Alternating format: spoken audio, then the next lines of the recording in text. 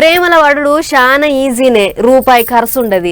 కానీ దాన్ని పెళ్లి దాకా తీసుకుపోవడే మస్తు కష్టం. ఆస్తులు కలవకపోతే ఓ లొల్లి ఉంటుంది, కులాలు కలవకపోతే ఓ లొల్లి ఉంటుంది, జాతకాలు కలవకపోతే ఇంకో లొల్లి ఉంటుంది. గవన్నీ దాటుకుంటూ పోయి తలవాలు పోసుకున్నాడు అంటే చిన్న ముచ్చటేం కాదు. అందున మన దేశం అబ్బాయి పాకిస్తాన్ అమ్మాయి లవ్ చేసుకుంటే ఇంకెట్లుండాలి? ప్రేమ కోసం పెద్ద యుద్ధమే చేయాలి కదా. అగో అసొంటి ఓ ప్రేమ ముచ్చటెగ్గిది చూడుర్రి.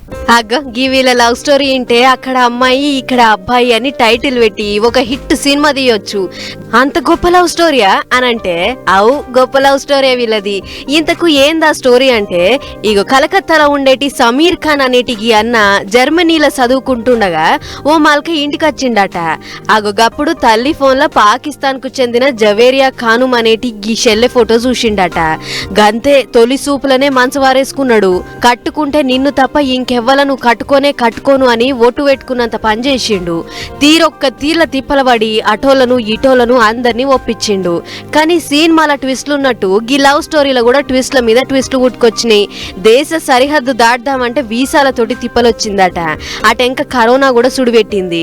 అట్లా ఇద్దరు 5 ఏళ్ల ఎడబాటును చూసిర్రు. కానీ మన దగ్గర నిజాయితీ ఉంటే జరిగి తీరుతుంది అని అంటారు కదా. అగో అట్లా వీళ్ళ ప్రేమకు ఇప్పుడు దేవుడు గ్రీన్ సిగ్నల్ వేసిండు. జవేరియా షెల్లకు వీసా దొరికి మన దేశంలో కుడికాలు పెట్టింది.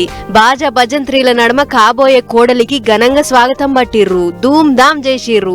ప్రేమించిన పిల్ల కళ్ళ ముంగట కనబడేటాళ్లకు సమీర్ అన్న సంబరం అయితే చిన్నగా లేదు.